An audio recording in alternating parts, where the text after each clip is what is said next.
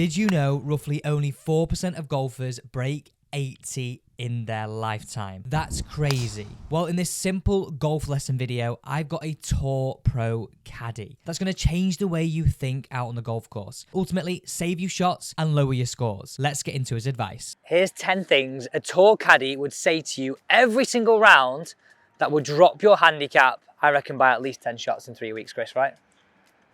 Yeah, maybe. Maybe not. My point here is the information in this video is going to seriously help you lower your scores. Now, Chris is from Caddy Clubhouse. He's caddied now on the Live Golf Tour for Howell Varner. He's caddied with the likes of Till Hatt in the past. So this information comes with huge substance. First question, Chris, right? I've just walked up here, teed my golf ball up, autopilot. This is what I do. My first question to you is, what's the first thing everybody should be doing as they approach the tee box? Okay, so first thing you need to do is pick that golf ball off the tee. Okay, fair. And we're gonna start our pre-shot routine. So our pre-shot routine is gonna start as soon as we get on the tee. So as we can see, it's a par 5, stroke index 13, right? First thing we're gonna do is throw a bit of grass up, see which way the wind direction's going. So we can see that the wind is going straight from your left, okay? Okay. Alex, you hit a left to right shot. Yeah, that's like wind's off the left. So talk to me about which side of the tee box you'd want to tee up from. I mean, as you've seen, I would probably tee up in the middle, but for what you're saying right now, I'm thinking maybe the right side is probably better. Exactly, because if you tee it up on the right side, you're obviously going to be able to pick a start target up the left. The wind's off the left. So it basically is going to, I mean, you can see there's a big tree in there, so we don't really want to hit it right. So our start target is going to be up the left, knowing that the wind's off the left. Okay. And it's just making the hole a little bit wider for you. The first thing we're going to do. So I'm teeing up this side. Now, you mentioned wind then. There's not that much today, but my second question for you is here. Like, club golfers will be looking at this going, well, yeah, I can see there's wind. How do I know how much to aim left, aim right, factor that in, take it off if it's into, add yards onto it if it's into, take yards off if it's down. How do you learn all this? 17 years of experience. Good luck. And again, this is what we've tried to put into our modules on both courses, is being able to understand the wind direction. Like I said, I understand it now because I've got a lot of experience in it. I've been doing it for 17 years. So for the people that haven't, we've tried to put it in the modules so you can best understand it in a quicker time frame. And that's Caddy Clubhouse if you're wondering what that is. For me, the most simple thing about trying to figure out the wind is just pick some grass up. Yeah. And you'll throw it into the air and it'll blow in the direction that the wind's going in. So just as a really nice rule, would it be like, okay, if wind's off your left and you play left to right, aim a bit further left. Aim a bit further left. If the wind's off your right, you could aim a bit straighter because you're going to have that sort of buffer. Exactly. And flip that if you are more of a drawer of the golf ball. 100%. Okay, so we're going driver. It's a par 5. Yep. So my third question, swing thoughts, because I'm always interested in this. Like me as a golf coach, I'd be saying to people have maybe 1, 2 swing thoughts. Be quite aware of them in your pre-shot routine. On the ball, lose it. But you as a caddy, and I want to get in the mind of you and the best players that you caddy for, like, what are they doing? What are they doing that probably these guys aren't? Like I said to you earlier on, Alex, we're trying to leave the majority of our swing thoughts on the range. And we're just going to try and keep it simple on the golf course. Have 1 swing thought if you need to. Some players don't need any swing thoughts. Some players will just concentrate on rhythm, on tempo. And we're basically just trying to go out there and see the shot. Pick our target, and then just let it go without too much thought. So, and I guess that's your role, and this sort of ties into this third question, is you are trying to get me to visualize, talk through the shot, get into the shot more as opposed to into my swing. So could you just give me an example now, if I take driver, of like the questions you would ask me as your player, but then the things that golfers right now watching this could then almost go through in their mind and go, oh, okay, what Chris is saying right now is great for a caddy, but I can do this myself. Yeah, exactly. So, like we said, we're gonna stand off here. We've done our preparation. Yeah. The pre-shot routine is crucial. It's trying to stick to the pre-shot routine all the time because it's gonna help you when you're under pressure or whether you're in certain situations. So we've basically figured out the wind direction. So we know the wind's off the left. We know that you cut it. So we're just gonna go right. Well, there's our target. We're gonna be fully committed to that target, and the wind's gonna move it and finish in the zone that we've talked about already. Now, what I want to say to you is, as an amateur, don't think because it's a par 5, we need to try and get it on the green in 2. Okay. Let's play within our strengths and play smart and try and make it as simple as we can. So what you're saying is don't go after the drive just because Yeah, it's a par 5. I just think just because it's a par 5, we don't need to hit it 350 yards. Okay. We play within our strength. If you're like, it's a stroke index 13. If you're a 13 handicapper, you've got a shot on this hole. Yeah. So let's play smart. Even if we hit it 200 yards, we've basically got 4 shots to get it on the green to play within our handicap.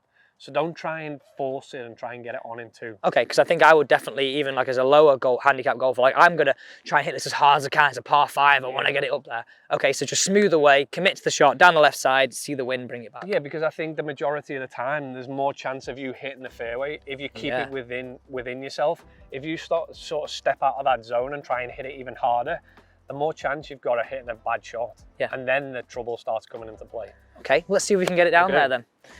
Right, teed it up, left side. So again, I want you to talk me through the shot. We're going to go through the same shot, same routine. Okay, so I'd have a little bit of a feeling that I like to have here.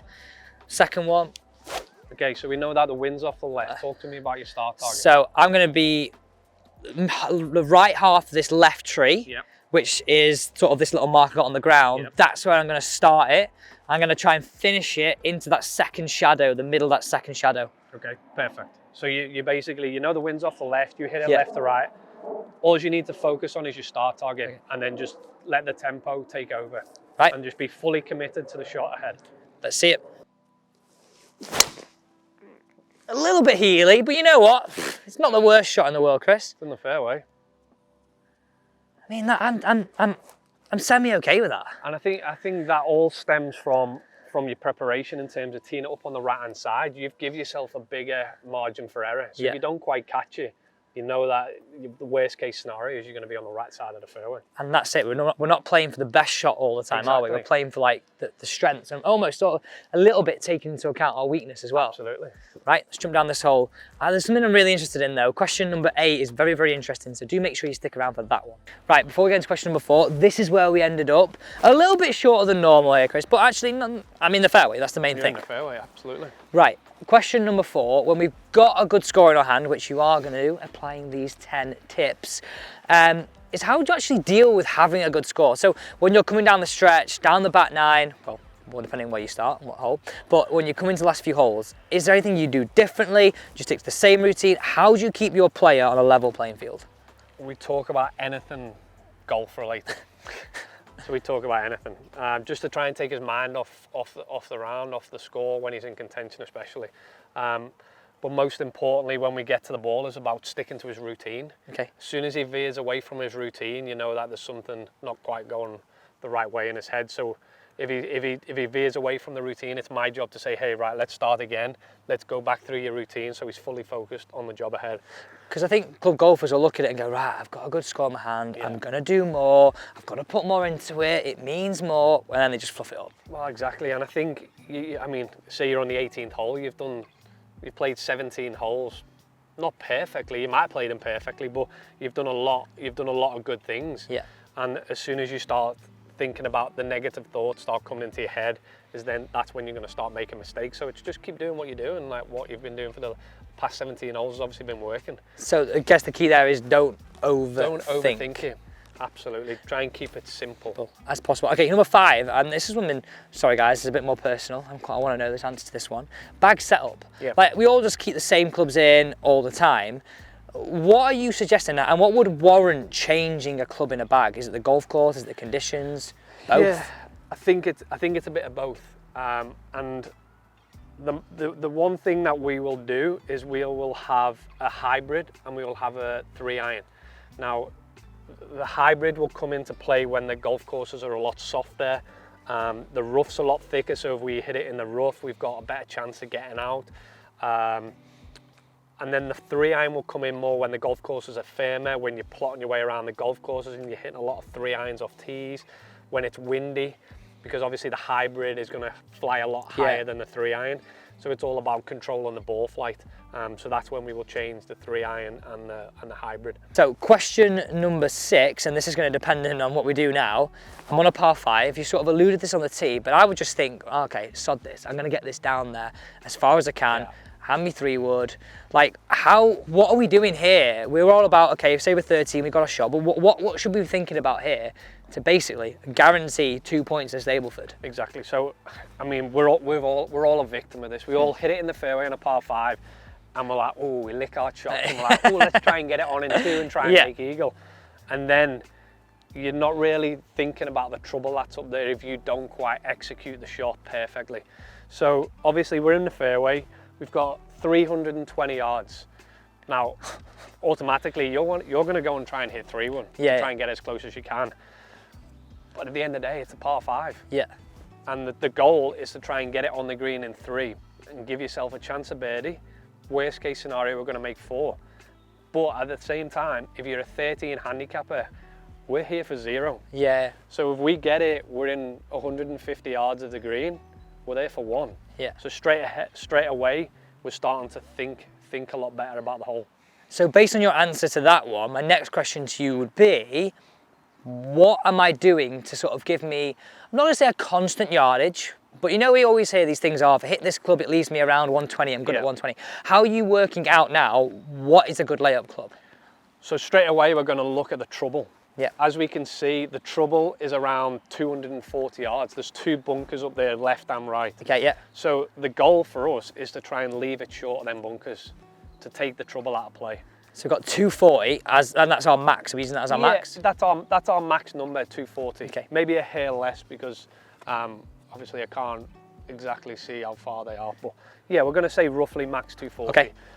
But that doesn't mean that we have to hit it 230. Yeah. We obviously, the goal for us now is to try and put it in a position where it gives us a chance from the fairway to get it on the green in 3.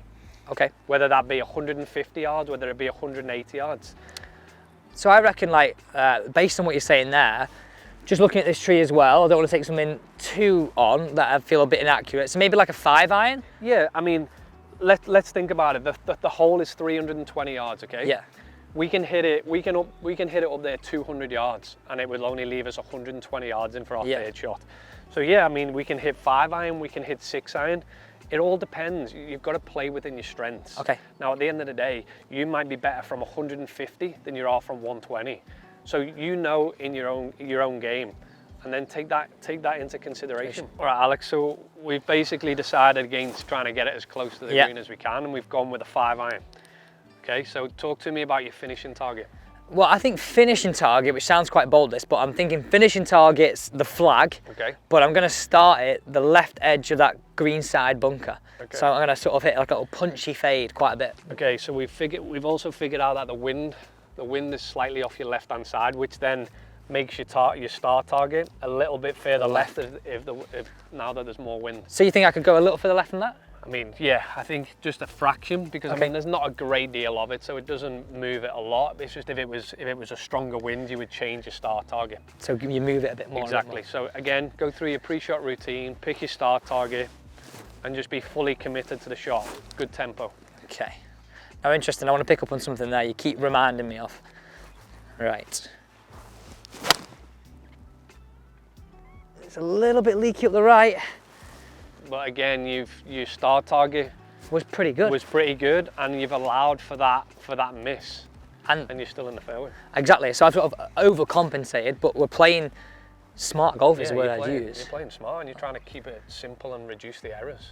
So before we go into the next few questions, you'll notice Chris keeps reminding me of something here: tempo, tempo, tempo, and the things that you'll be thinking about in your golf swing will essentially be more technical. Lose that, get more into the shot. That's basically what your job is, and have less thoughts on your swing. Okay, let's move on to the next few questions. Guess what? We found another fairway. Granted, I did want it a little bit further up the left, but this is all right. Now, I said earlier, question number 8, I want to know your opinion on this, because we get in a scenario like this. How far we got? We've got 122 yards to the flag. Straight away, I'm thinking, laser me on the flag. Yeah. Okay, maybe for a scratch golfer that would be the case, and maybe for one of the guys you caddy for that would be the case, but for a 10, 12 handicap, it's a good golfer. Yeah. Maybe not going for the flag would be the right thing or not? Well, I mean, again, there's a time and a place to go for it. If the flag's in the centre, I don't care what your handicap is, whether you scratch 15, 18, there's no it's a green light basically. Yeah. But as we can see on this flag, it looks pretty tight to that left side. Yeah. And Yeah, I think there's probably 15 or 20 yards right of that flag.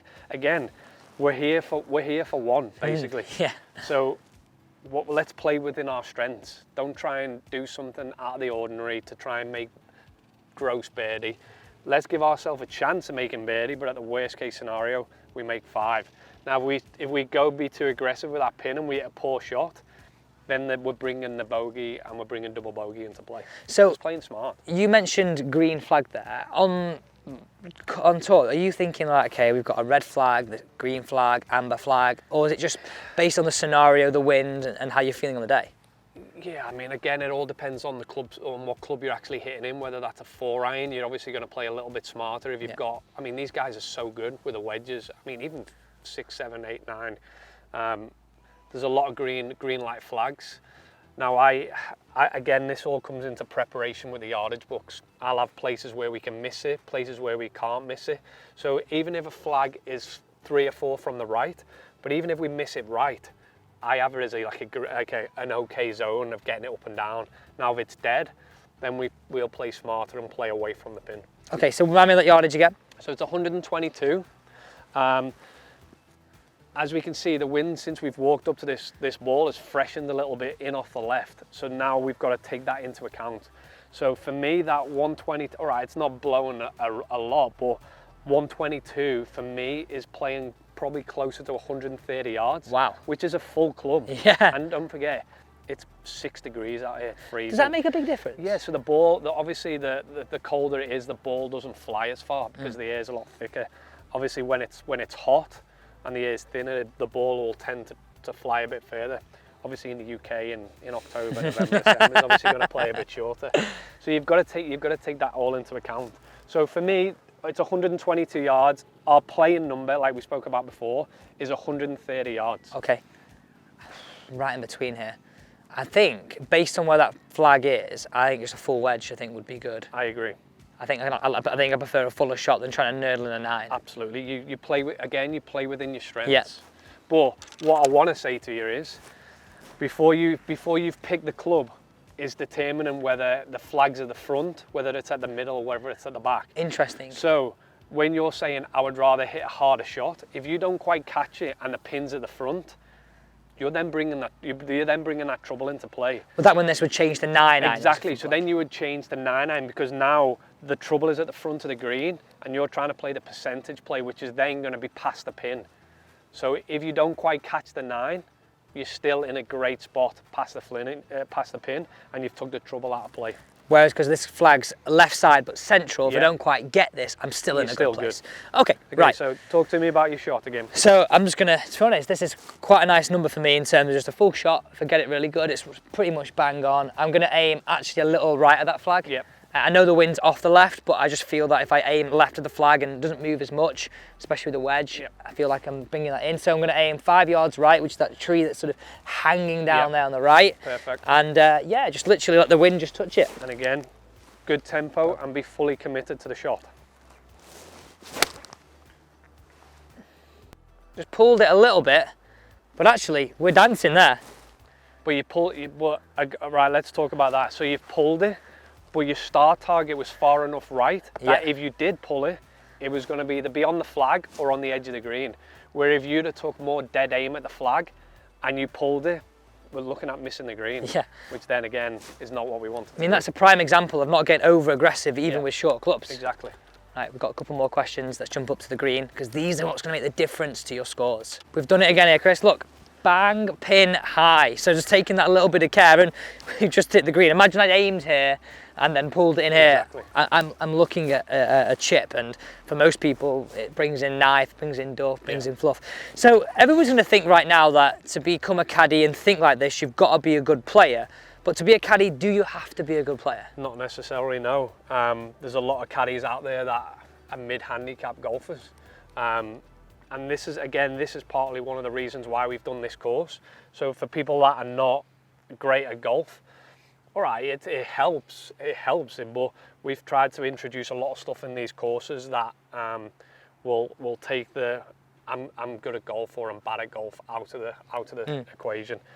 So everything involved in the courses is what we've learned over the 17 years, and that's I mean, I've not played a lot over the 17 years, I'll be honest with you. But you learn stuff over time. And the link to that is down below. So if you want to get into caddying, whether that's at a club level or step in your shoes and get on tour eventually, there's a process that you can go through in order to work towards something like that, right? Exactly. And again, we during these conversations, we always talk about the tour course. Yeah.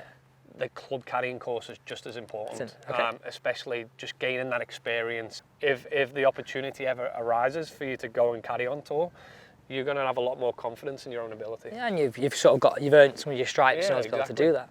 Well, like I say, links to that is down below. Okay, everyone's going to want to know this. So, do you read your players' putts? I don't. So no, the answer to your question is I don't read the putts, but there'll be some weeks where Harold will not see the lines on certain greens, and he will just basically ask for my opinion. Yeah. And sometimes it's just clarifying what he actually sees. So sometimes I'll always say to him, well, what do you see? And if I see the same thing, it just gives him that bit of extra confidence, because at the end of the day, 4 eyes are better than 2 when it comes to reading the greens. Have you got any stories about good green reading here? You mentioned just one there. I have, yeah. I said to you, I never read putts for my guys. So we're playing Saudi Open the year that he won. 71 holes, I've not read a putt for him. And we're on the front of the green on a par 5, and we've got 92 feet, okay? So I'm stood at the side of the green, and he calls me in. He says, "Ricey, can you come out and look at this putt?" And I'm like, 72nd hole from 92 feet. So I'm stood there and I'm looking at it, and I'm thinking, this thing's got about 7 to 8 feet of break on it, up over a swale, and it's got right to left putt on it once it gets over, and it's slightly down the hill. And again, like I said to you before, I think the most important thing to do with it is pace. So I stood there and I just looked at it and I said, listen, just get it within a few feet and give yourself a chance of getting in the playoff. And he just looked at me and goes, get out of the way. I literally just stood there like this. And lucky for me, he holed the putt. So on the camera, it made out that I was reading the putt for him. Should have changed that story to be like, I gave him the read. Yeah, it was me that read the putt. So in general there, I think what I get from that is the fact that you were just saying, don't always be so line's important, but be more bothered for a club golfer about pace. Yeah. Avoid the error. Yeah, exactly. Because I mean, obviously the goal here is to try get the correct line, but you could get the correct line and hit it 12 feet past. So then the line doesn't matter. Yeah. So as long as you gauge the pace, then the line will obviously help as well. So, I mean, do you want me to help you read this putt, or do you want to talk to me how you're seeing it? I like to get in your mind. Like, for viewers right here, I think they'd really benefit if you just said to me, like, okay, this is how I'm reading this putt. So there's two ways. You can do your aim points and you can feel it within your feet. Yeah. Again, everyone's going to be different. So for me, straight away, I feel like my left side's a little bit higher. So that tells me that the ball's going to go a little bit to the right. Yeah. Again, another way of reading it is to just have a little walk around the hole and try and just gauge the slope. And you can see when you stood here that the slope is going up this way. Yeah. Or falling this way, as we should say. So again, it's gonna go a little bit left to right. And then it's all about trying to find whether it's uphill or downhill, okay? And I think the best way of doing that is to basically stand in between the ball and the hole and just have a little crouch down, and you'll see whether the ball's either higher or lower than the hole. So a bit of a process there. First one is work out the high side. Yeah. And then come and work out if it's uphill or downhill. Yeah. Then you've got that knowledge to build in then your pace and where you start and your line. Because obviously it's important. I mean, this is the thing where I see with caddies and players. We can both agree on the line, but if you don't hit it at the pace that we've seen that line on it, then we're in trouble. Okay. So we're going to go a little bit left to right, Alex. Yeah. I mean, we can pick a point. I'm sort of thinking, like, for me, like here. Yeah, on that little bit of a leaf by the hole. Yeah. That's sort of my first thing that I was drawn to. Right. Okay, so now forget about the stroke. All we're doing is concentrating on your start target and just letting it go. Okay.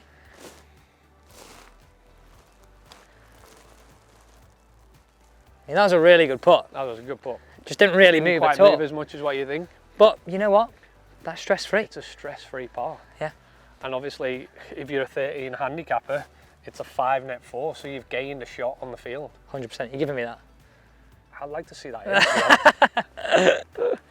Well, I think there's a lot that we've all learned from there that we know is going to save you so many strokes. Chris, Alex, thanks so much, thank mate. you so much for having us. And please take at least one of those questions into your game to start lowering your scores.